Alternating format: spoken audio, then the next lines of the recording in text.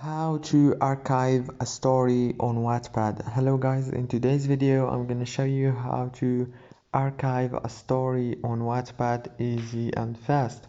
So all what you have to do, go to Wattpad,